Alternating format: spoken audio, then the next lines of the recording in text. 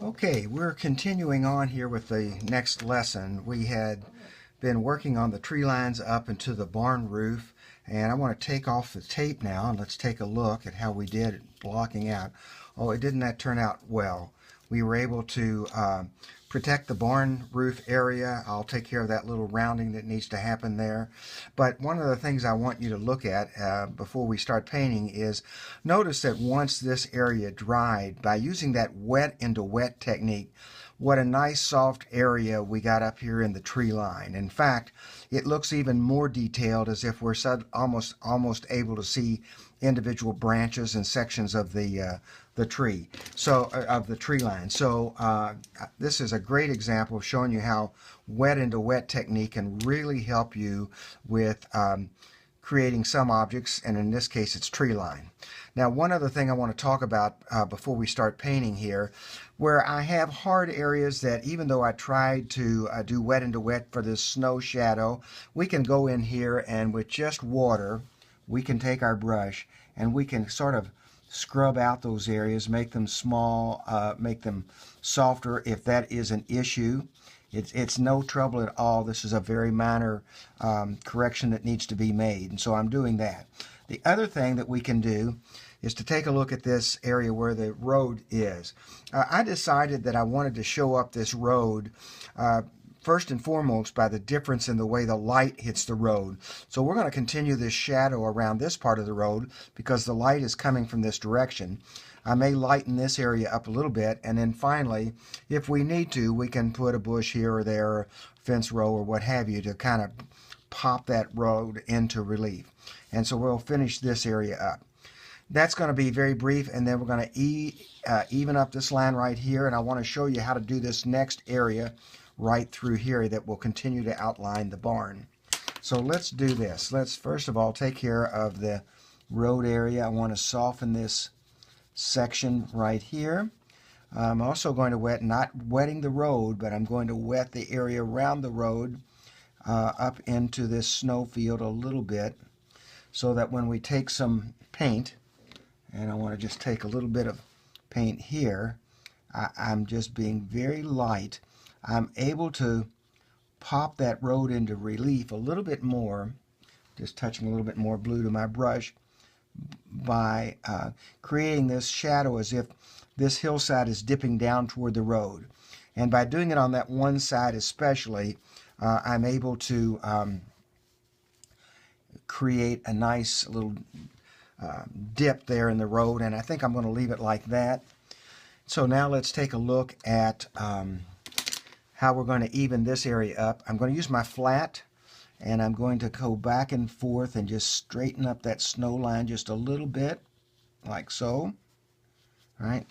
And now, instead of masking out, I could put some tape here on the barn and go on down to this road, but I think we're just going to use this technique of outlining the barn this time with water on the snow side, but not getting into the barn.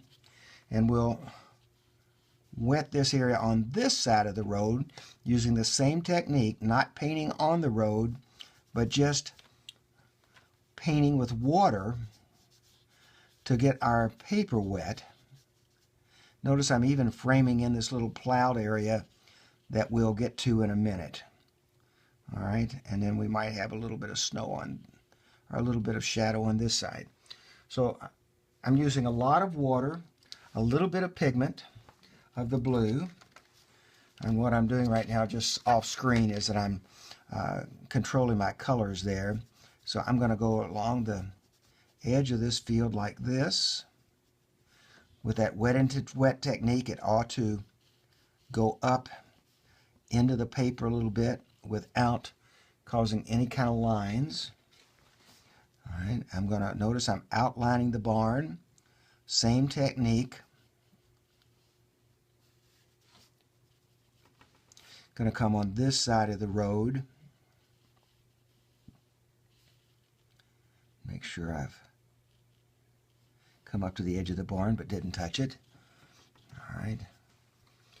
Going to clean my brush out, and now I'm taking just the dry or a very damp brush but no pigment on it, and I'm spreading this out just to help get this shadow in. I want this, I'm taking the brush, cleaning it, drying it off on a cloth, and then softening this area here so that more of the white of the paper shows through. And then we can do the same thing back here without even having to wet the paper. I think we can just go along this way and tighten up the area by the barn, wet my brush, and now just come up like this. Now I'm going to wet my brush, dry it off. It's a clean brush, and I'm lifting some color back out to soften that line. All right, one more time.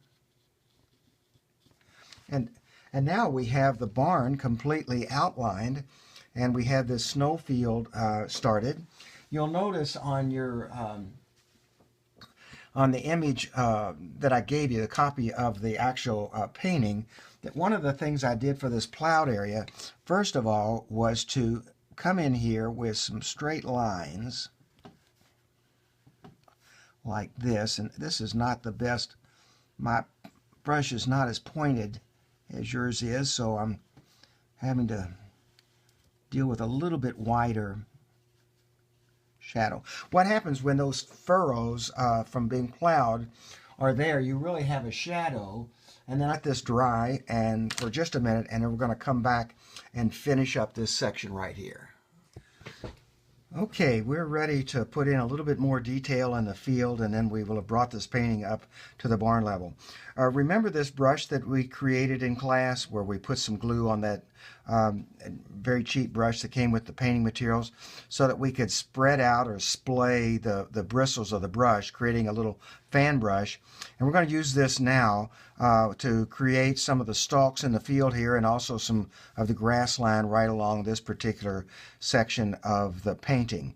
So all I have to do now is wet this brush, and I'm going to dip it into the brown. Now, my suggestion before you start touching your painting is that you take a piece of watercolor board or get an idea of what you need to do, which part of the brush you need to touch.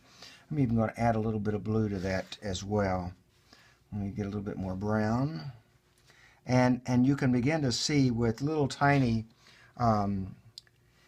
brush strokes how you can create the appearance of grass or stalks in that field.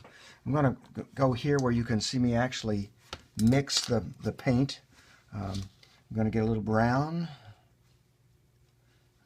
Get out here, clean my brush, get a little blue.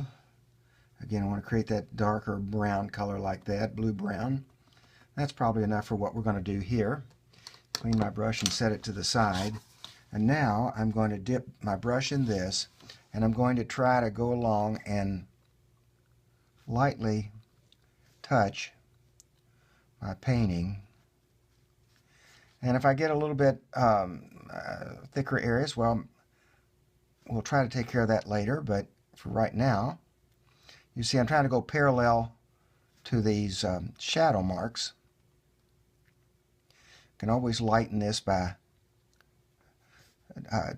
damping a cloth, a tissue, or something like that, and then blotting out some of the darkness, make it a little bit lighter. But you can see I'm creating the effect of a row of some sort of a planting, probably corn, going across like this to the edge. Now, that's a little dark, but I'll be able to lighten that up again by blotting it just a little bit. Might do a little bit on the edges here. Then I also want to begin to identify the grass that might be sticking up through the snow right here. So I'm going to start making some grass marks right along the edge of this field and even into it a little bit, because now this field is closer to us, and we should begin to see the patches of grass that are actually sticking up through the snow. I might also take and touch this along the road a little bit, as if there's a little grassy area of taller grass that's right along the road, maybe even a fence row. And I can, if I'm careful, I can outline that road just a little bit, like so. If I felt like I wanted a little bit up here on this road, just barely touching it, I could, helping to define that road just a little bit more, as if there's a fence row there. We're not going to paint the fence posts in, but we can create the illusion of that just by touching like that. And I think that's pretty good for right now. All right.